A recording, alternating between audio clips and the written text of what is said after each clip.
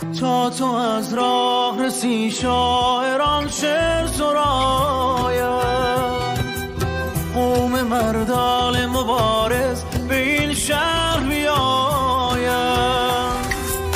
تا تو از راه رسی پنجره ها باز بمالد، مرد و زن بر سر هر کوچه آواز بخواد.